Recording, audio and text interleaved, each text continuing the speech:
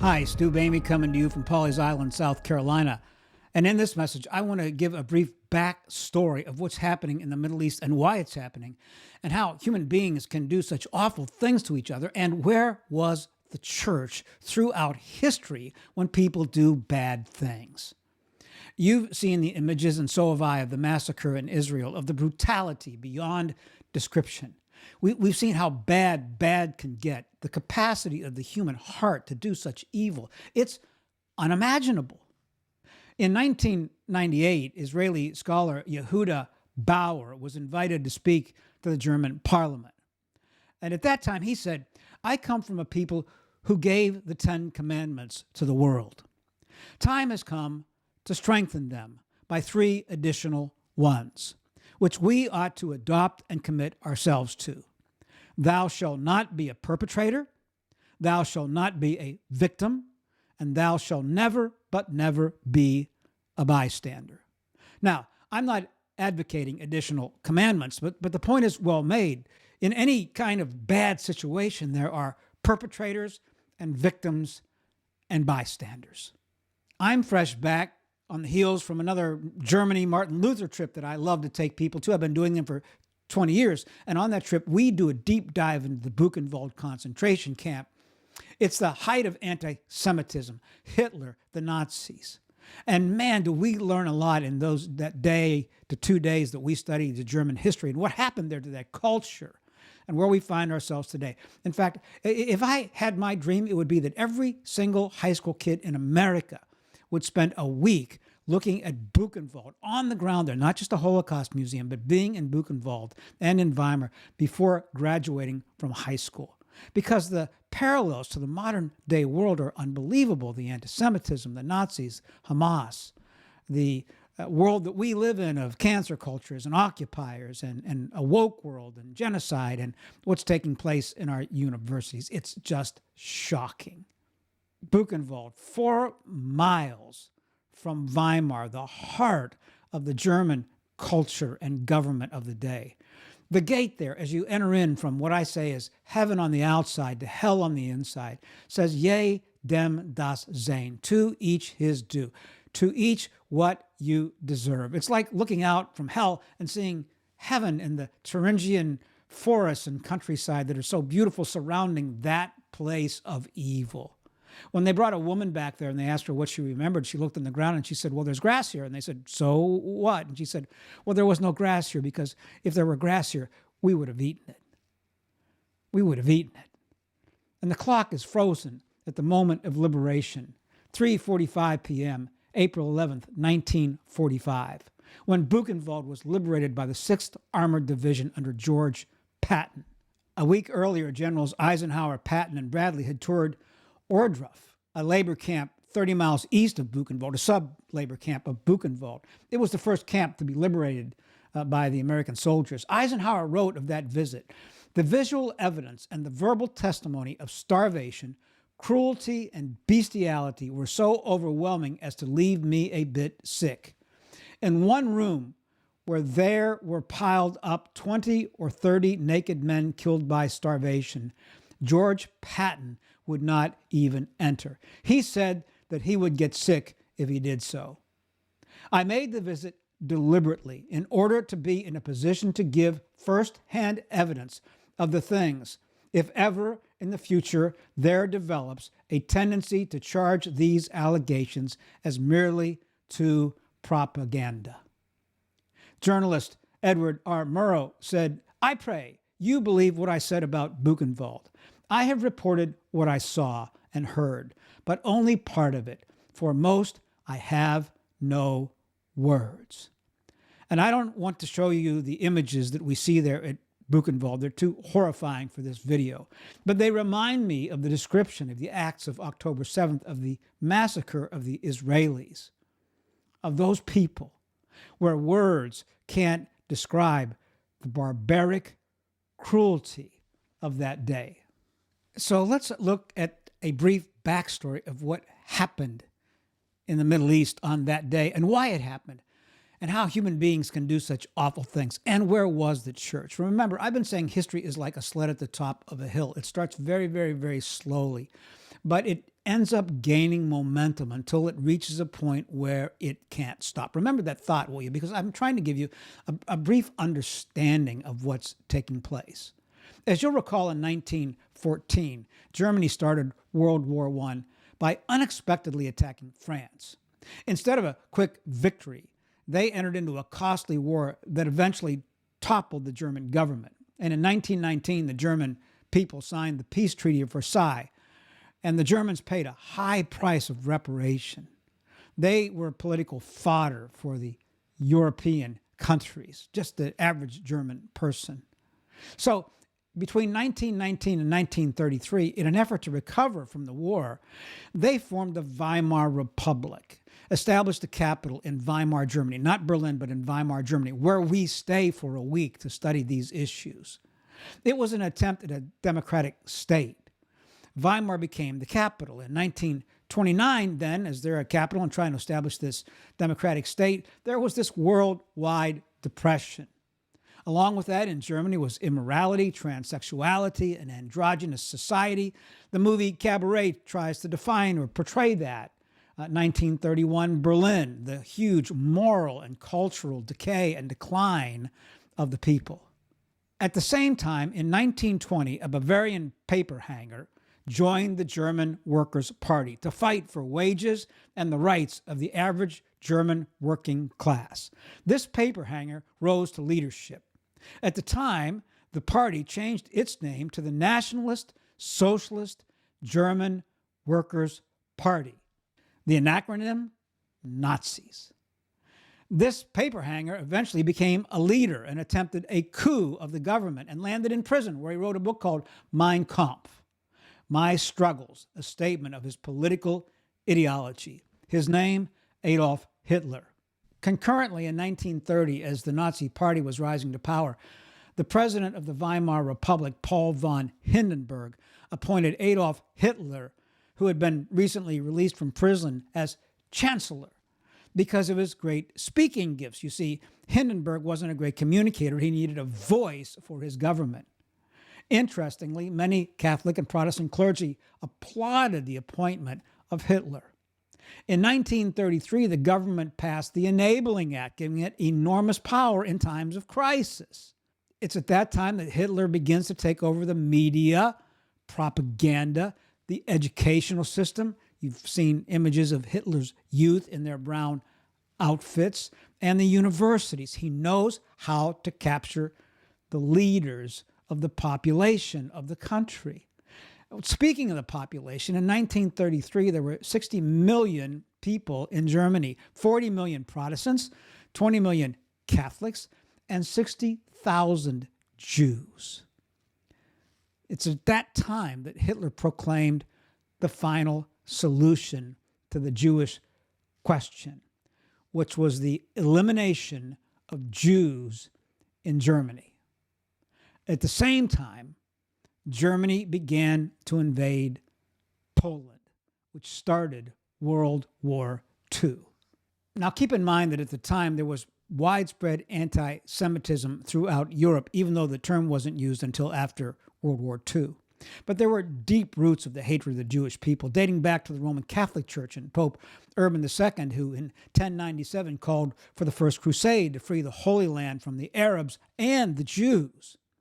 Europe had deeply anti-Semitic feelings by this time, by 1000. In 1200, the English and the Spanish expelled the Jews from their countries. And Pope Innocent III, at the Council of Lateran, declared that the Jewish people had blasphemed Christ, that they could no longer hold public office. They would have to wear special clothing to identify themselves in public. The Jews controlled the banks, the lending system. They were even accused of poisoning the water sources in cities and villages. You can imagine how hard it was to get clean water in those days. So if someone dropped a rat into a well, it would poison the water system. And they charged the Jews with this crime. Anti-Jewish sentiment was strong. It had historic precedence in the Roman Catholic Church and throughout Europe. In addition to this, in 1870, certain Jewish leaders in Russia embraced the teachings of Marx and Engels. They developed the concept of Jewish materialism. that Judaism was not a religion but a philosophy that sought control over land and labor and resources. So the Jews in Russia were identified as communists. So that by 1939, the National Socialist German Workers' Party was organized. They were patriotic. They were Protestants. They were against the communists. They were against the Jews who were communists. The people saw the Nazis as the lesser of two evils. Now, one of the questions that we're interested in on our Germany trip, and I'm interested in this message, is where was the church? What was the church doing during this time of the Nazis in Germany? The attitudes and actions of the German Catholics and the Protestant church during the Nazi era, shaped by the backlash against war reparations and political, economic, and social changes that were occurring during this anti-communist nationalism. In 1933, most German Christians welcomed the rise of the Nazi Party. They were encouraged by Article 24 of the 1920 Nazi Party Statement on Positive Christianity, which said, "We demand freedom of religion for all religious denominations within the state, so long as they do not endanger its existence or oppose the moral sense of the Germanic race." The party, as such, advocates the standpoint of positive Christianity without binding itself confessionally to any one denomination. It combats the Jewish materialistic spirit within and around us. And we are convinced that a permanent recovery of our people can only be achieved from within on the basis of the common good before individual good. Despite the open anti-Semitism of this statement of the common good, many Christians in Germany, the church, the Catholics, and the Protestants, at the time read this as an affirmation of Christian values. So where was the church? First, let's look at the Catholic Church.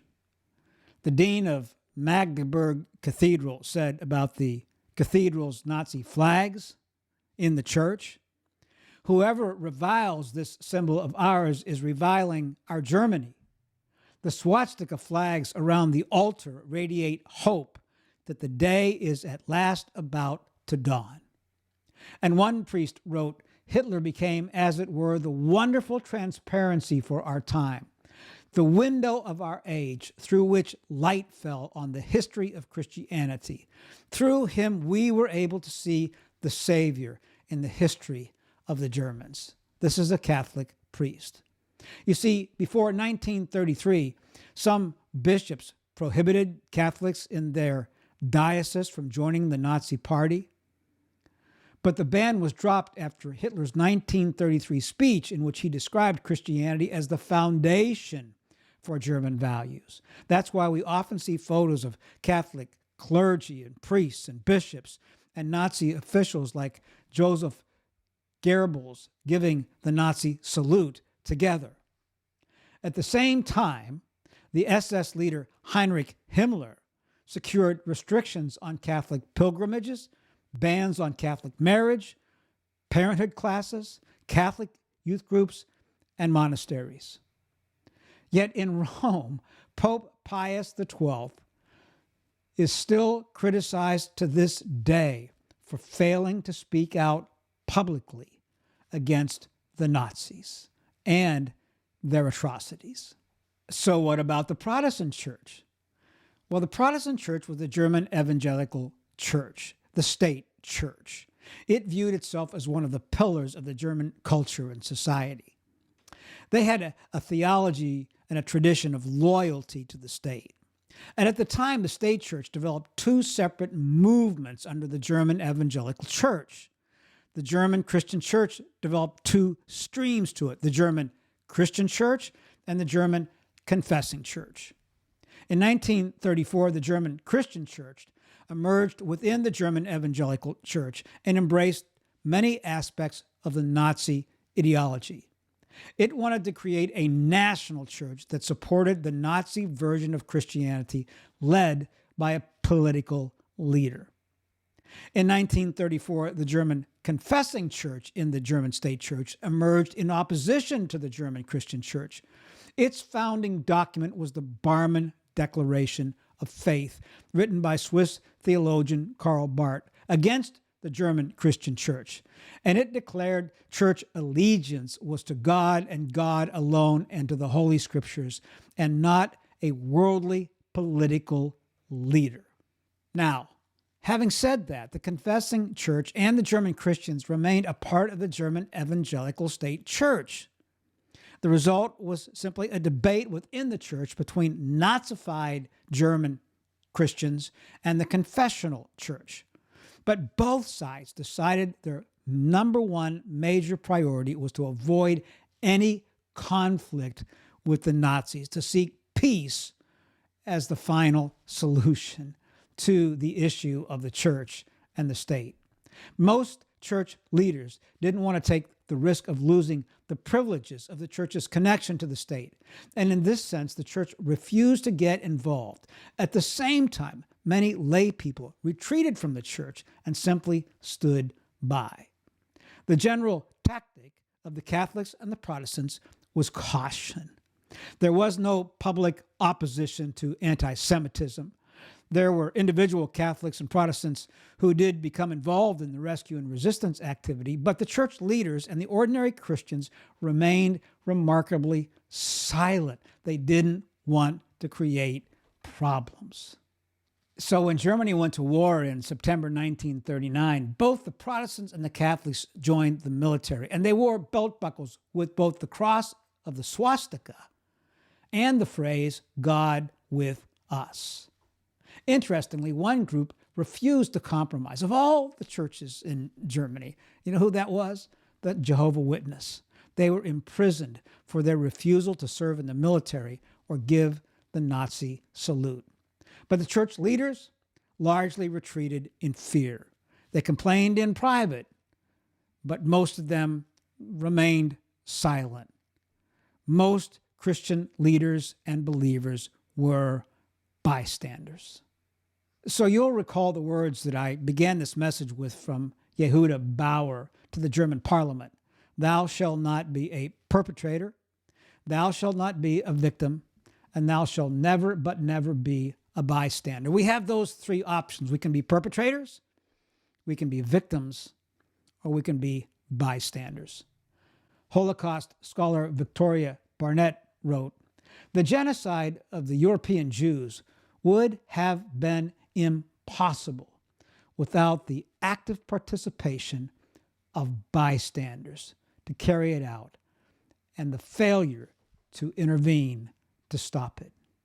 Bystanders. So what would you do and what would I do? I don't know. If I were just a single guy in my early 20s, I might have stood up. But hey, if I had a wife, if I had some young children, and I knew that they could end up in a concentration camp or die, I could never see them again, that's not an easy question to answer when the stakes get really, really personal and they get really, really, really high. That sled starts moving down the mountain and gains momentum. Anti-Semitism, you know the phrase, never again, never again, never again. Does history repeat itself? Yes. Yes, it does. And when it does, be careful. Be careful that we don't explain away that history that ends by us being bystanders. I know one thing. I would pray that I wouldn't be a bystander. And I know this, that only God can change the human heart. Our only answer is a great awakening, a spiritual awakening of our country, our nation, and our world, and a return to the God of creation, because only God can change the human heart and overcome the evil that can infiltrate that human heart and cause such evil things to be done. There are no easy solutions to all of this stuff. It is extremely complex. Paul only answers it in Romans. He defines the human being, the human heart, human fallenness, human brokenness, why bad people do such bad things, why all of us have the capability for evil within inside of us. No easy solutions. But I just pray and hope that I've given you some helpful information, some background, and you can think about being perpetrators, victims, or bystanders. Pray about it. and pray for our world that it might have this awakening and come to Jesus, because only God can change the human heart.